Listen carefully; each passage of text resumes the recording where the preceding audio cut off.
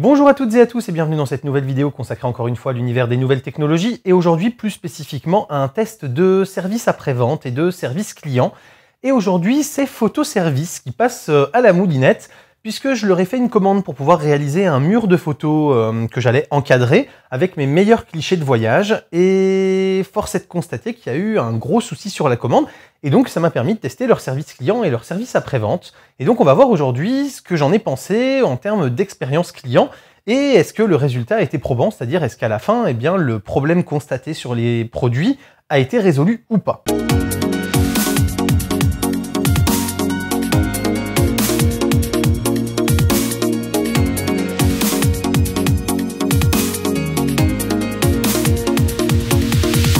Aujourd'hui est également l'occasion d'inaugurer un nouveau barème, puisque je me suis rendu compte en fait qu'avec le barème actuel, il y avait un souci, puisque s'il y avait une très bonne facilité de contact, et même si après le contact était de mauvaise qualité et qu'il n'y avait pas de résolution, on arrivait quand même à des notes correctes.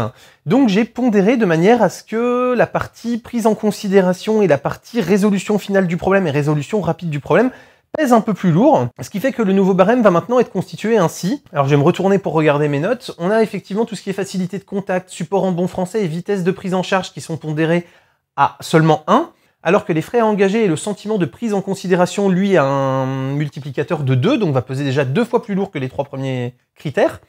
Et enfin, la vitesse de résolution finale et est-ce que le problème a réellement été réglé à la fin, eux sont avec un facteur de 3, ce qui va permettre qu'ils pèsent plus lourd dans la note, et donc que la vitesse globale de résolution du problème et sa résolution finale soient quand même prépondérants dans la notation.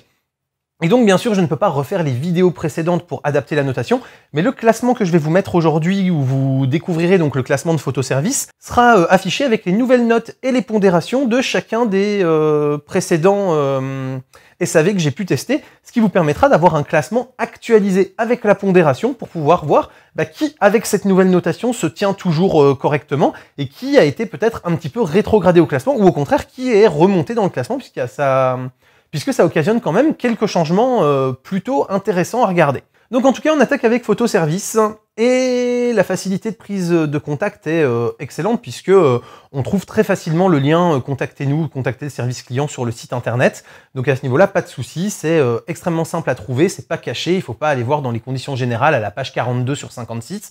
Enfin voilà, c'est plutôt facile et à ce niveau-là, 10 sur 10, pas de souci. Le support en bon français, pareil, aucun souci, je sais pas si le support est en France directement dans le labo photo ou pas. Parce que le labo photo, si j'ai bien compris, est en région parisienne. Mais en tout cas, le support en bon français, lui, est absolument incontestable.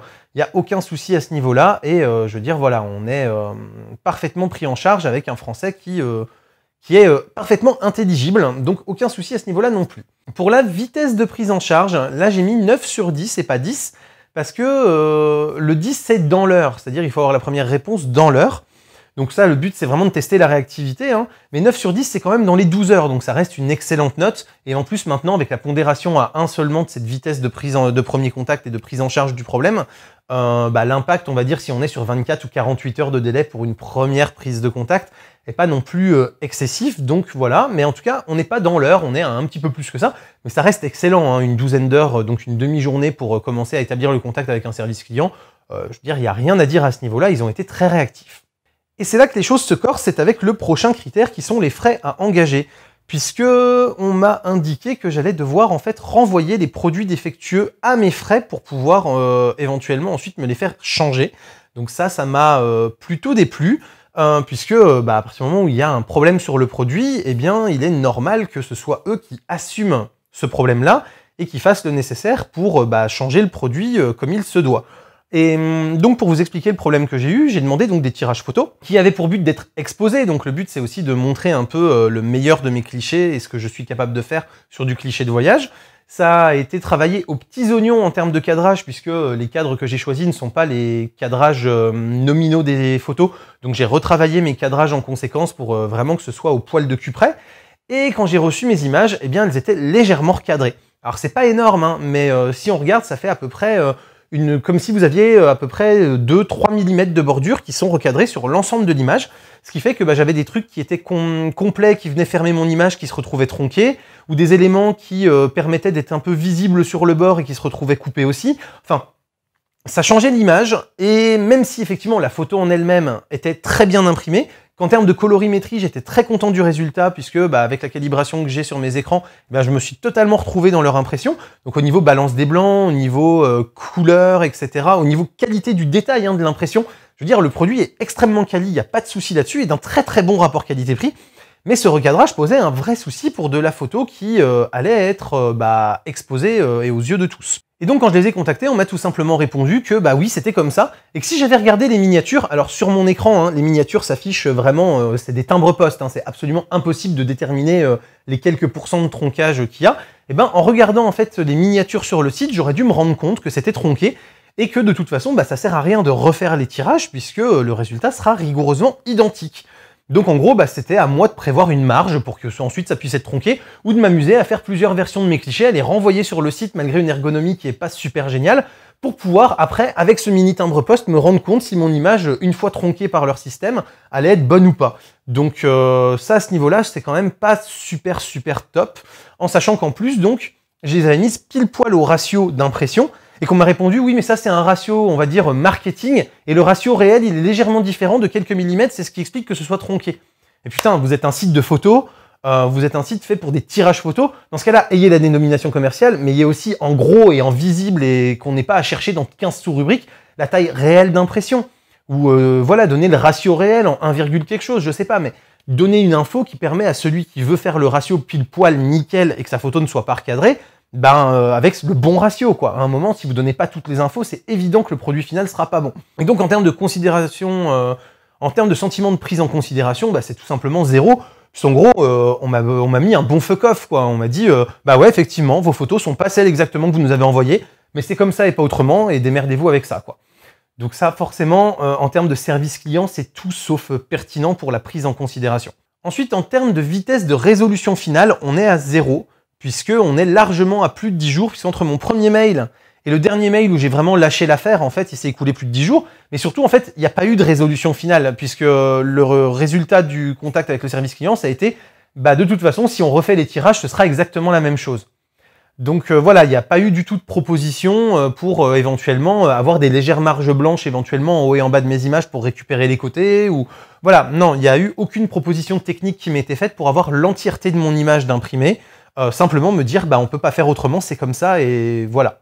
Donc ça, pour le coup, forcément, j'ai pas spécialement apprécié, et donc en plus il n'y a pas eu de résolution finale, ce qui explique la note de 0. Et donc la résolution finale du problème en lui-même, donc 0 aussi, forcément, puisqu'il n'a pas été résolu, c'est-à-dire qu'on ne m'a rien proposé de probant qui me permette de revenir sur le produit qui est tel qu'il aurait dû être à l'impression. Donc si je dois résumer, ça nous fait une note de 2,2 sur 10 en termes de qualité de service après-vente et de service client, ce qui fait que Photoservice devient notre lanterne rouge derrière Uyon. Et franchement, vu la qualité pitoyable de l'expérience que j'ai eue avec Uyon, je pensais vraiment pas que c'était possible, mais ça l'est, force est de le constater.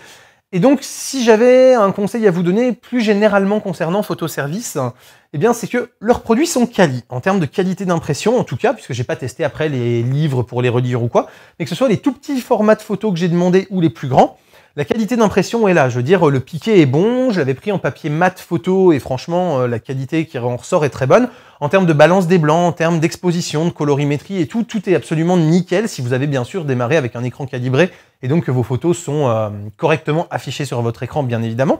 Mais en tout cas, voilà, le résultat final en termes de qualité d'impression est top. Le vrai souci, c'est ce recadrage, parce que pour le coup, si on travaille sur un tout petit écran, peut-être que les miniatures sont un peu plus grandes et que ça peut éventuellement sauter aux yeux. Et encore, j'en suis vraiment pas sûr, parce que ça reste un recadrage assez léger. Comme je vous disais, c'est 2-3% maxi, mais c'est quand même quelque chose qui se voit quand on est vraiment au poil de cul près sur son cadrage.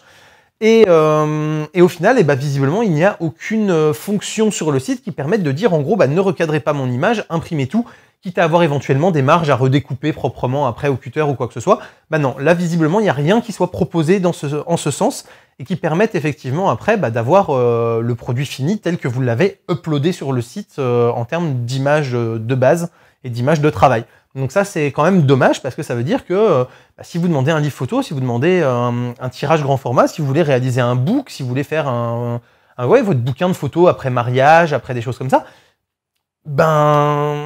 ça peut être emmerdant, quoi, parce que si vous avez des photos où vous avez par exemple des pieds qui se retrouvent tronqués parce que c'était des cadrages très serrés volontairement ou des choses comme ça, et que sur votre photo initiale, vous aviez tout votre que vous aviez l'ensemble de votre modèle et qu'à la fin vous avez par exemple un bout de pied ou un bout de tête qui sont tronqués, forcément la photo va être beaucoup moins bien et va faire un peu rater, et vous risquez donc d'avoir un produit fini qui soit désagréable à regarder, malgré la qualité intrinsèque d'impression, et qui en plus ne vous sera pas refait ou échangé par le service qui considérera que c'est normal. Voilà.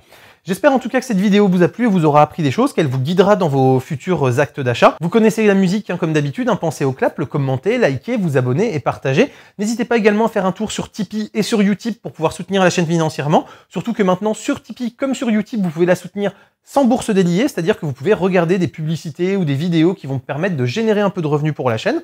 Quant à moi, je vous dis à très bientôt pour plein de prochaines vidéos photos, techno, informatique et jeux vidéo qui font le contenu de la chaîne au quotidien. D'ici là, continuez de rester curieux et de regarder des vidéos sur YouTube. Salut à tous, bye bye.